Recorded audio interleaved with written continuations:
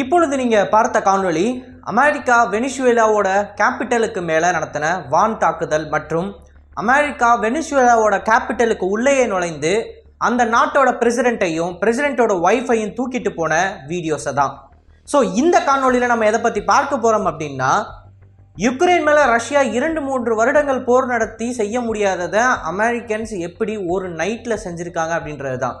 நான் உங்கள் ஆகாஷ், தமிழ் பொக்கிஷம் வழங்கும் டிபி டிஃபென்ஸ். அமெரிக்காவுக்கும் வெனிசுவேலாவுக்கும் பிரச்சனை இருக்குது அப்படின்றது நிறைய பேருக்கு தெரிஞ்ச ஒரு விஷயம் தான். பல வருடங்களாகவே இந்த பிரச்சனை போய்கிட்டு இருந்துச்சு. இதற்கு முந்தைய ட்ரம்ப் அட்மினிஸ்ட்ரேஷனில் கூட வெனிசுவேலாவுக்கு எதிரான கடுமையான சொற்கள்ன்றது பகிரப்பட்டுச்சு. ஆனால் இப்போது சமீபத்தில் வெனிசுவேலாவுக்கு அதிகமான எதிர்ப்புகள்ன்றது அமெரிக்காவிலேருந்து கிளம்பிக்கிட்டு இருந்தது மட்டும் இல்லாமல் ஃபிசிக்கலாகவே ஒரு இன்வேஷன் நடக்க போகுது, அதாவது அமெரிக்க இராணுவம் வெனிசுவேலாவுக்குள்ளே நுழைய போகுது அப்படின்ற தகவலை கொஞ்சம் மாதங்களுக்கு முன்னாடி நிறைய பேர் பேசிக்கிட்டு இருந்தாங்க. சிஐஏவிலேருந்து ரிட்டையர் ஆன நபர்களாக இருக்கலாம், அல்லது அமெரிக்காவோட சிஐஏ கூட டச்சில் இருக்கக்கூடிய சில முக்கிய செய்தி நாளிதழ்களாக இருக்கலாம். ட்ரம்ப் அட்மினிஸ்ட்ரேஷன் ஏற்கனவே பல மாதங்களுக்கு முன்னாடியே வெனிசுவேலன் பிரசிடெண்ட்டை தூக்கணும் அப்படின்ற முடிவை எடுத்துட்டாங்கன்றத பேசிக்கிட்டே இருந்தாங்க. பட் இன்னைக்கு ராத்திரி என்ன நடந்திருக்கு அப்படின்னு பார்த்தீங்கன்னா, ஒரு ஷார்ட் ஆப்ரேஷன் தான். ஒரே நைட்டில் யூஎஸ் மிலிட்டரிக்கு சொந்தமான 160th ஸ்பெஷல் ஃபோர்ஸஸ் யூனிட், இதோட நிக்நேம் நைட் ஸ்டாக்கர்ஸ். இந்த நைட் ஸ்டாக்கர்ஸ் ஹெலிகாப்டர்ஸோட தலைநகரத்துக்குள்ளே நுழையிறாங்க. பிரசிடென்ஷியல் பில்டிங்கில் இருக்கிற நிக்கலஸையும் அவரது ஒய்ஃபையும் தூக்கிட்டு போயிருக்காங்க அமெரிக்காவுக்கு. இப்போது அமெரிக்காவோட சில முக்கிய நாளிதழ்கள் என்ன சொல்கிறாங்கன்னா, அமெரிக்காவில் இப்போது வெனிசுவேலன் பிரசிடென்ட் இருக்கார், அவர் அமெரிக்காவுக்கு எதிராக நார்காட்டிக்ஸை பயன்படுத்தி அமெரிக்க மண்ணில் கொக்கைனை கொண்டு வந்ததுக்காகவும் இல்லீகல் ஆர்ம்ஸ் வச்சிருந்ததுக்காகவும் அமெரிக்க மக்களோட வாழ்க்கையை சீரழிக்கும் வகையில் சில செயல்களில் ஈடுபட்டதாகவும் அவர் மேலே கேஸ் போடப்பட்டு அமெரிக்கன் ஜட்ஜ்மெண்ட், அதாவது அமெரிக்க மண்ணில் அமெரிக்கன் கோர்ட்டில் அவருக்கு தீர்ப்பு வழங்கப்படும் அப்படின்றத சொல்லிக்கிட்டு இருக்காங்க. இந்த 160 நைட் ஸ்டாக்கர்ஸ் அப்படின்னு அழைக்கப்படுற ஒரு ஹெலிகாப்டர் பிரிகேட், இந்த பிரிகேட் கிட்ட முழுக்க ஹெலிகாப்டர்ஸ் மட்டும்தான் இருக்குது. MH-60, இது போக ஒரு சின்ன ஹெலிகாப்டர்ஸ் அண்ட் சீனுக். இவங்களோட வேலையே என்ன, இவங்களோட ஸ்பெஷலைசேஷன் என்ன அப்படின்னு பார்த்தீங்கன்னா, அமெரிக்க சிறப்பு படைகளை எதிரிகளோட கூட்டுக்குள்ளேயே கொண்டு போய் இறக்கி விட்டு திருப்பி கொண்டு வர்றது தான் இவங்களோட ஸ்பெஷல் மிஷன். இந்த மிஷனுக்கு தேவையான சப்போர்ட் மற்றும் இந்த மிஷனுக்கு தேவையான ட்ரைனிங் அமெரிக்க மண்ணில் கொடுக்கப்பட்டுக்கிட்டு இருக்கு. இந்த நைட் ஸ்டாக்கர்ஸை பற்றி நான் சொல்லணும் அப்படின்னா, இவங்களோட மெயின் பர்பஸே என்ன அப்படின்னா, அமெரிக்காவோட ஸ்பெஷல் ஃபோர்ஸஸ் எலீட்டான ட்ரெயின்டு அமெரிக்கன் மிலிட்டரி பர்சனல் இருப்பாங்க பார்த்தீங்களா, இவங்களை எதிரிகளோட கூட்டுக்குள்ளே கொண்டு போய் இறக்கி விட்டுட்டு திருப்பி அவங்கள பத்திரமா கொண்டுட்டு வரணும், அல்லது இந்த யூனிட்ஸுக்கு தேவையான எக்யூப்மெண்ட்டை சப்ளை பண்ணணும், ஆர் ரீகானில் ஈடுபடணும். ஸோ எதிரிகளோட நெஸ்ட்டுக்குள்ளேயே போயிட்டு வர்றதுனால, அதுவும் குறிப்பாக இவங்க ஆப்ரேட் பண்ணுறதே பார்த்தீங்கன்னா வெறும் நைட்டில் மட்டும் ஆப்ரேட் பண்ணுவாங்க, பகலில் இவங்க ஆப்ரேட் பண்ண மாட்டாங்க. ஸோ இதன் காரணமாக தான் இவங்களோட பேர் நைட் ஸ்டாக்கர்ஸ் அப்படின்னு இவங்களுக்கு நிக்நேம்ன்றதை வச்சுருக்காங்க.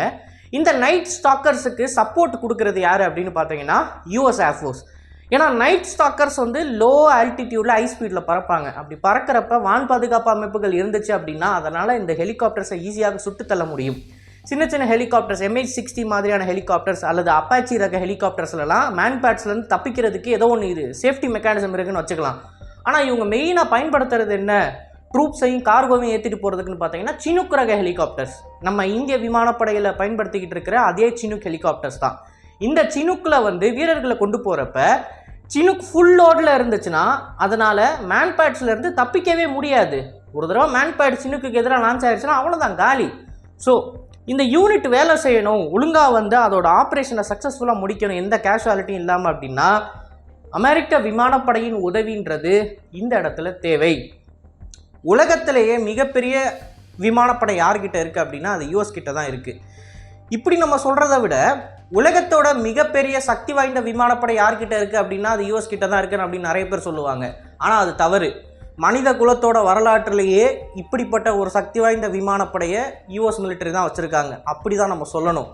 நீங்கள் யூஎஸ் மிலிட்டரியோட விமானப்படையில் இருக்கிற ஏர் ஆசட்ஸோட எண்ணிக்கையையும், 2வது இடத்துல இருக்கிற ஏர்ஃபோர்ஸ் ஆசட்ஸோட எண்ணிக்கையையும், 3வது இடத்துலையும், 4வது இடத்துலையும், 5வது இடத்துலையும், 6வது இடத்துலையும், இப்படியே நீங்கள் அடுத்த லைனாக 10 இடத்துல இருக்கிற ஏர் ஆசட்ஸ் எல்லாத்தையும் நீங்கள் சேர்த்து ஒரு கவுண்ட் பண்ணி பாருங்கள். அதை நீங்கள் யூஎஸ் ஏர்ஃபோர்ஸோட கம்பேர் பண்ண முடியாது. ஒரு நாடு அடுத்த லிஸ்ட்டில் இருக்கிற 9 நாடோட ஒட்டுமொத்த ஏர்ஃபோர்ஸ் ஆசட்ஸையும் வச்சிருக்கு அப்படின்னா அந்த நாடு எத்தகைய ஏர் கேப்பபிலிட்டியை கொண்டு இருக்கும் அப்படின்றதுக்கு இதுதான் ஒரு உதாரணம். நம்மளோட சேனலில் ஒரு கம்யூனிட்டி போஸ்ட் ஒன்று போட்டிருப்போம் இப்போ ரீசெண்டாக. அந்த கம்யூனிட்டி போஸ்ட்டில் நம்ம மென்ஷன் பண்ணியிருக்கிறது என்ன அப்படின்னா, ரஷ்யன் ஸ்பெஷல் ஃபோர்ஸஸும் கியேவுக்குள்ளே நுழைஞ்சு பிரசிடெண்ட்டை தூக்குறதுக்கு ஒரு முயற்சி ஒன்று பண்ணாங்க 2022. ஆனால் அது ஒரு பெருந்தோல்வி அடைஞ்சிச்சு. அந்த தோல்விக்கான காரணம் என்ன அப்படின்னா, சர்ப்ரைஸான ஒரு அட்டாக்கு ரஷ்யன்ஸ் கிட்ட இல்லை.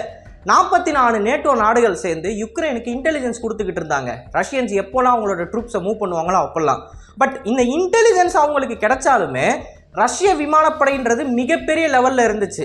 ரஷ்யாவுக்கு எதிராக யுக்ரைனால் ஒன்றுமே செஞ்சிருக்க முடியாது. பட் ப்ராப்பராக பிளான் பண்ணியிருக்காங்களா அப்படின்னு கேட்டிங்கன்னா பண்ணலை.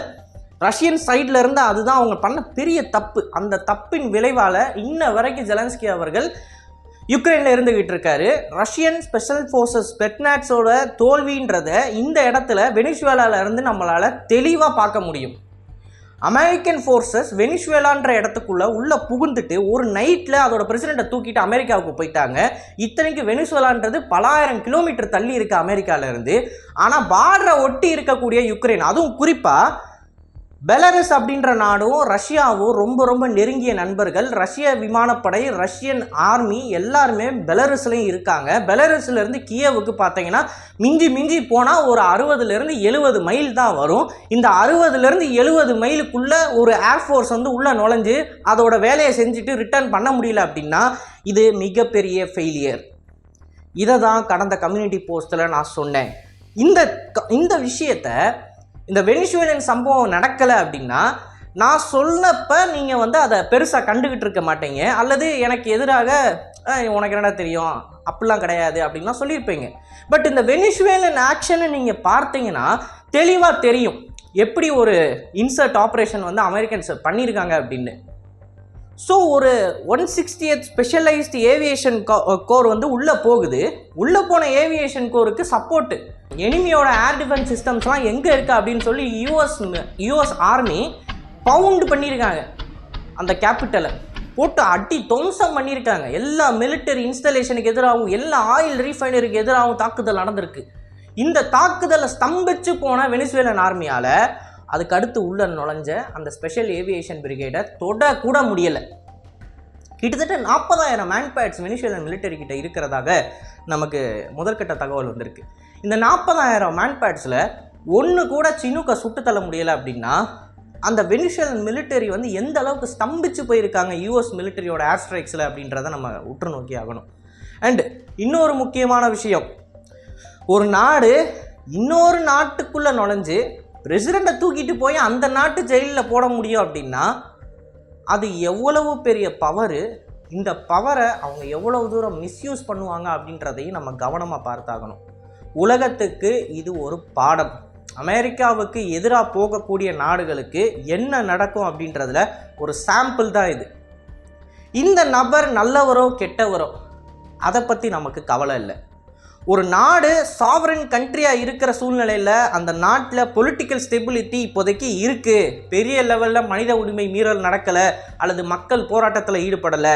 தெருக்களில் வந்து மக்கள் இந்த தலைவர் எங்களுக்கு வேணாம், இந்த தலைவரை தூக்கி எறிங்க அப்படின்னு சொல்லி அந்த நாட்டோட தலைவர் அந்த நாட்டோட இராணுவத்தை மக்களுக்கு எதிராக திருப்பி பல மக்களை கொன்னும் குவிக்கலை. அமைதியாக தான் போய்கிட்டு இருந்திருக்கு வெனிசுவேலா. பொலிட்டிக்கல் அண்ட்ரஸ்ட்ன்றது கொஞ்சமாக இருந்துச்சு. ஆனால் அமெரிக்கன்ஸ் இதவே ஒரு காரணமாக வச்சு உள்ளே வந்து பிரசிடெண்ட்டை தூக்கிட்டு போகிறாங்கன்னா எந்த அளவுக்கு அமெரிக்கன்ஸ் அவங்களோட இன்ட்ரெஸ்ட்டுக்காண்டி உலக நாடுகளின் சட்டத்திட்டங்களை பெண்டு பண்ணி அவங்க காரியங்களில் ஈடுபடுவாங்க அப்படின்றதற்கு இது ஒரு உதாரணம். அண்ட் கடைசியாக இன்கன்க்ளூஷன் நான் சொல்லக்கூடியது என்ன அப்படின்னா, யூஎஸ் ஏர்ஃபோர்ஸின் சுப்பீரியாரிட்டியை உணராத ஒரு நபரால் யூஎஸ் ஏர்ஃபோர்ஸுக்கு எதிராக சண்டையிட முடியாது. இந்தியாவில் இருக்கக்கூடிய, இந்தியாவுக்கு சப்போர்ட் பண்ணக்கூடிய ஆன்டி வெஸ்டாக இருக்கக்கூடிய நபர்களுக்கு நான் இதை தான் சொல்லிக்கணும்னு நினைக்கிறேன்.